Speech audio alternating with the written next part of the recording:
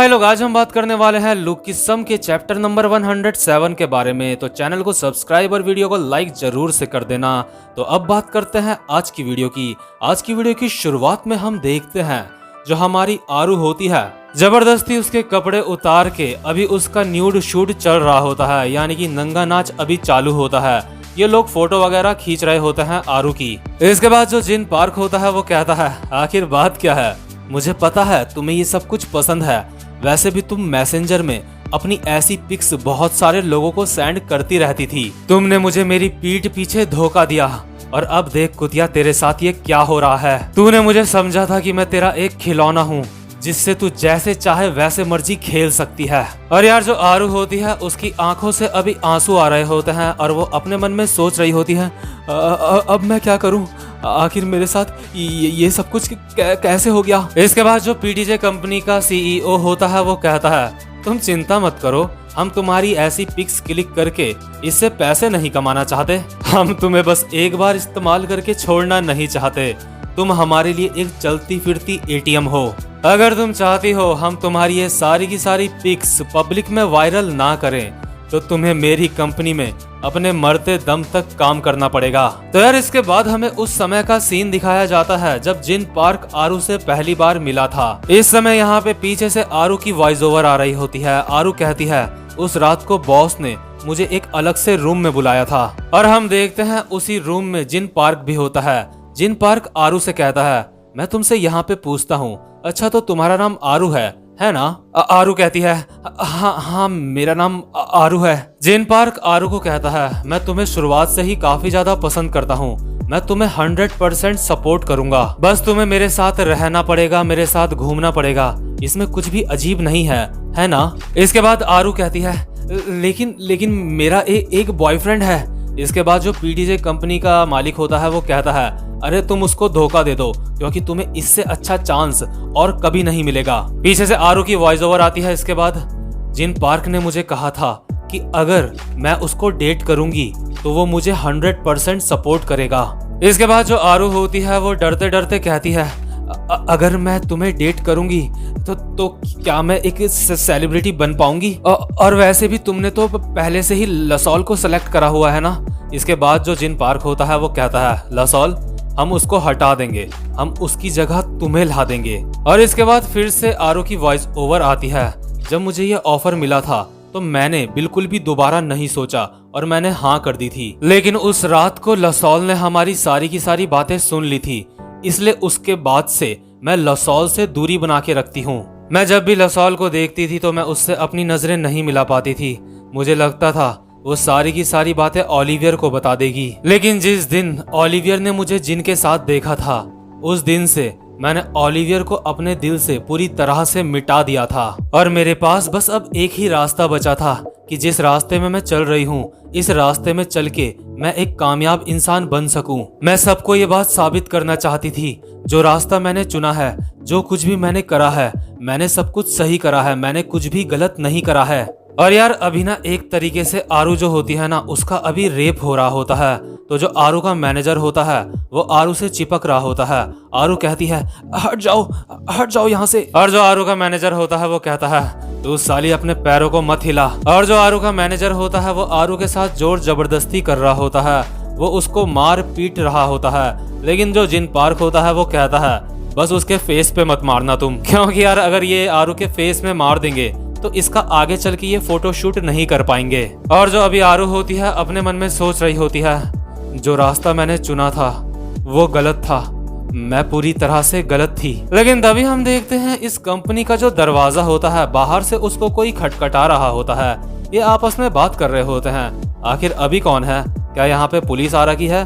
क्या मैं दरवाजा खोल के देखूं बाहर कौन है? इसके बाद जिन पार्क कहता है, क्या पुलिस? आखिर यहाँ पे पुलिस क्यों आएगी? क्योंकि हम जो कुछ भी कर रहे हैं वो लीगली बिल्कुल सही है। हम यहाँ पे कोई भी गैर कानूनी काम नहीं कर रहे हैं। ये जो न्यूड सूट है ये हमारे कॉन्ट्रैक्ट में लिखा हुआ है पहले से ही। अगर हम दरवाजा नहीं खोलेंगे तो कोई सोचेगा हम यहाँ पे कोई इल्लीगल काम कर रहे हैं।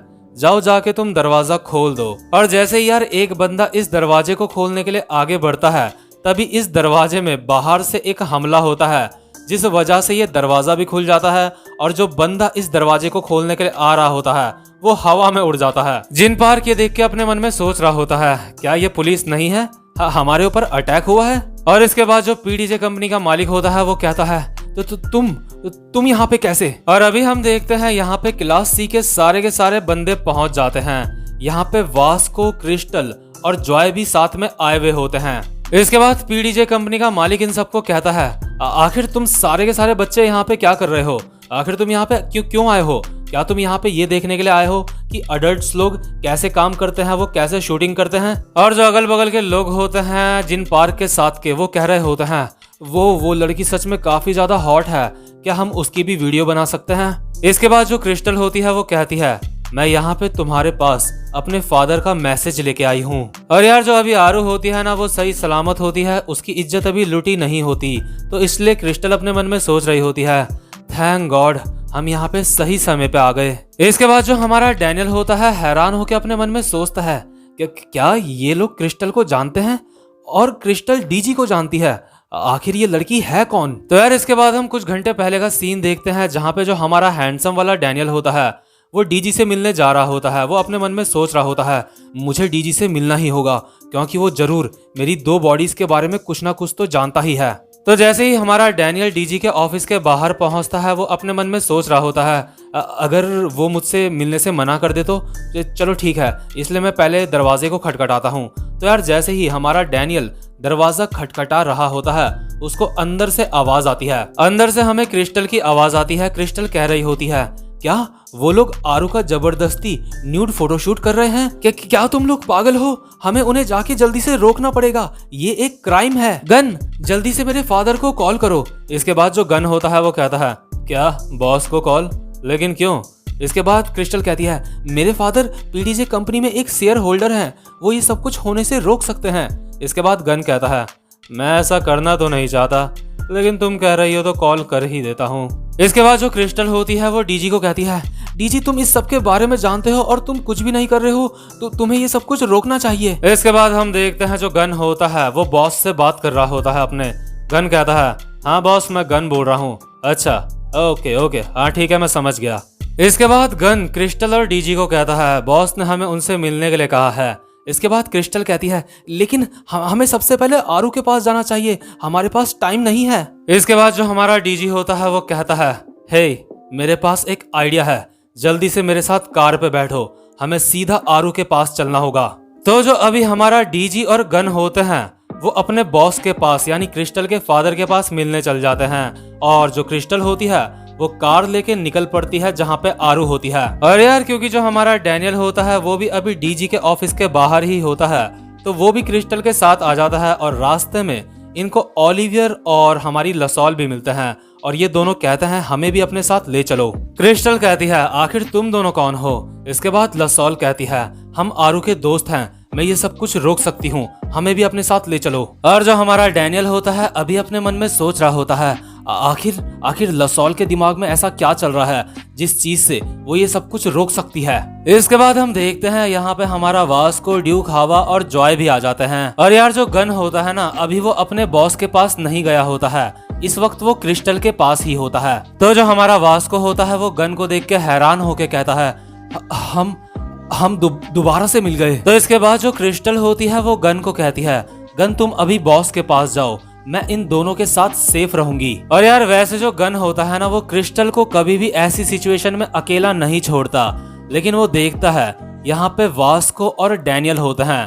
तो यार जो हमारा गन होता है उसको पता होता है वास्को और डैनियल भी काफी ज्यादा स्ट्रांग है, इसलिए हमारा गन क्रिस्टल को इन दोनों के हवाले कर देता है यहाँ पे।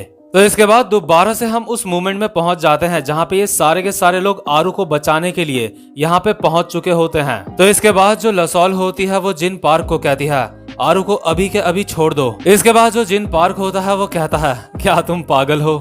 इसके बाद पीडीजे कंपनी का मालिक कहता है, सी क्लास ये एक मुसीबत है, आखिर तुम लोग यहाँ पे कर क्या रहे हो, तुम लोग यहाँ पे हमें काम करने में डिस्टर्ब कर रहे हो, मुझे लगता है तुम्हें नहीं पता हम जो भी यहाँ पे काम कर रहे हैं वो पूरी तरह से लीगल है, कहीं ऐसा तो नहीं ये जो यहाँ पे शूट चल रहा है तुम भी इसका हिस्सा बनना चाहते हो।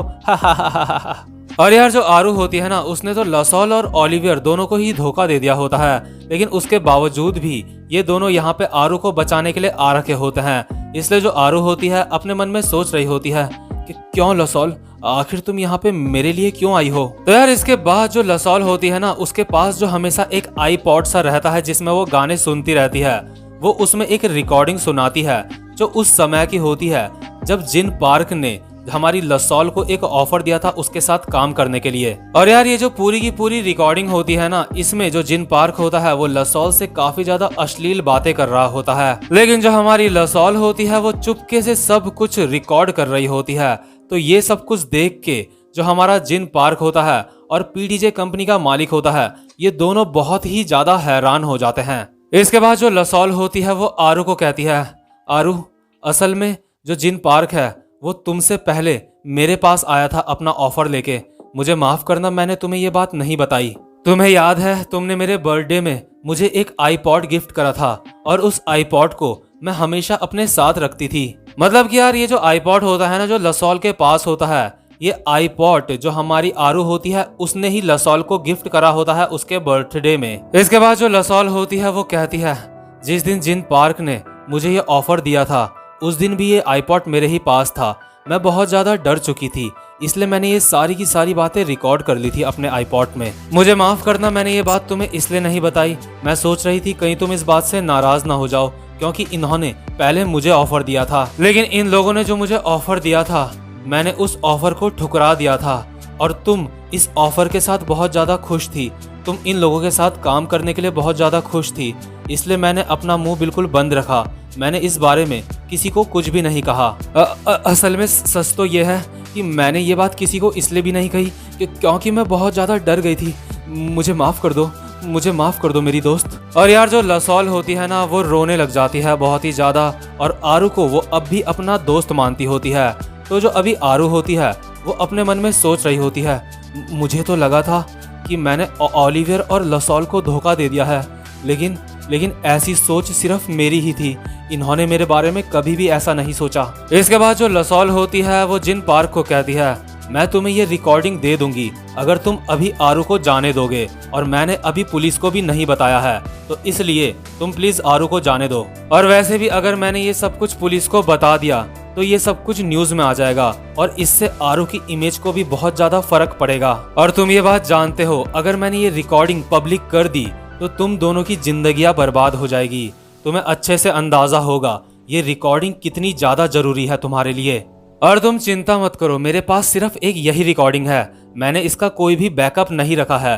अगर तुम आरू को छोड़ दोगे तो मैं ये रिकॉर्डिंग तुम्हें दे दूंगी, और इसके बाद से ये तुम्हारा जो सबूत है जो मेरे पास है ये किसी और को भी नहीं मिलेगा। इसके बाद जो हमारी क्रिस्टल होती है अपने मन में सोच रही होती है, मुझे नहीं पता था इसके पास ये है।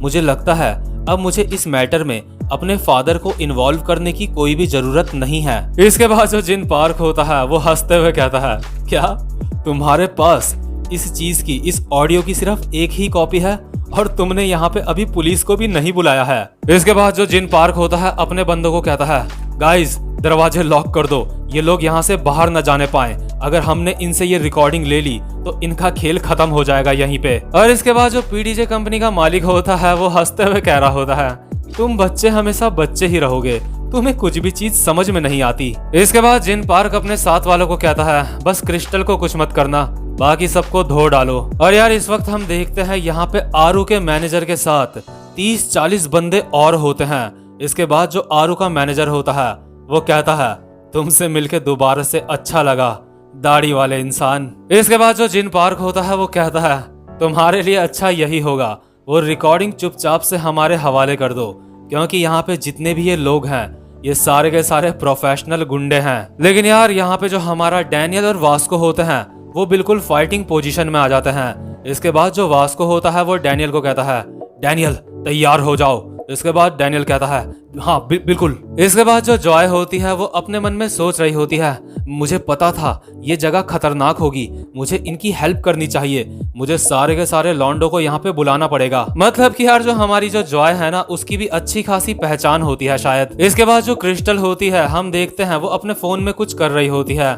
इसके बाद जो पीडीजे कंपनी का मालिक होता है वो क्रिस्टल को कहता है, ये करने के लिए बहुत ज्यादा लेट हो चुकी है मिस। अब अगर तुम बॉस को यहाँ पे बुलाओगी भी तो उससे कुछ नहीं होने वाला, क्योंकि जब तक वो यहाँ पे आएंगे तब तक हम तुमसे सारे के सारे सबूत छीन लेंगे। इसके बाद जो क्रिस्टल होती है वो एक स्माइल के साथ कहती है, वेल मेरे फादर ने पहले ही यहाँ पे कुछ बंदों को भेज दिया है, वो यहाँ पे दरवाजे के बाहर खड़े हैं। और जो जिन पार्क होता है ये सुन के उसकी काफी ज्यादा फट जाती है। वो कहता है कितने बंदे भेजे हैं तुम्हारे फादर ने यहाँ पे। इसके बाद क्रिस्टल कहती है सिर्फ 2 इंसान। इसके बाद जिन पार्क कहता है क्या क्या सिर्फ 2? तुम्हें लगता है तुम्हारे फादर यहाँ पे किसी को भी भेज देंगे और हम उनसे डर जाएंगे? इसके बाद पीडीजे कंपनी का मालिक कहता है, देखो क्रिस्टल, तुम और तुम्हारे दोस्त यहाँ से शांति से निकल सकते हैं। आखिर तुम्हें पता भी है हमारे साथ कितने सारे बंदे खड़े हैं। हमारे पास यहाँ पे 30 से भी ज्यादा बंदे हैं। और तभी हम अचानक से देखते हैं इस कंपनी का जो मेन डोर होता है उसको बाहर से कोई तोड़ देता है। और यार ये जो बंदे होते हैं जिन्होंने ये दरवाजा तोड़ा होता है ना, ये और कोई नहीं बल्कि वही होते हैं जिसका आप सबको बेसब्री से इंतजार था, हमारा गो और गन अंदर आते हुए कहता है, तुमने बिल्कुल सही कहा, यहाँ पे हम सिर्फ 2 बंदे ही आए हैं। और जो हमारा गो होता है वो स्माइल करके कह रहा होता है, हाय। तो यार फाइनली अब हमें ये 2 मॉन्स्टर साथ में देखने को मिलेंगे और आगे के एपिसोड सच में काफी ज्यादा खतरनाक होने वाले हैं। तो भाई लोग ये वाला चैप्टर यहीं पे खत्म होता है। उम्मीद करता हूँ कि आपको ये वाली वीडियो भी पसंद आई हो, और अगर आप चाहते हो जो नेक्स्ट वीडियो है वो आपको जल्दी से जल्दी मिल जाए तो मेरे चैनल को जल्दी से सब्सक्राइब और बेल आइकन को भी जरूर से प्रेस कर देना। तो भाई लोग अब मैं आपसे मिलता हूँ अपनी नेक्स्ट वीडियो में, तब तक के लिए गुड बाय।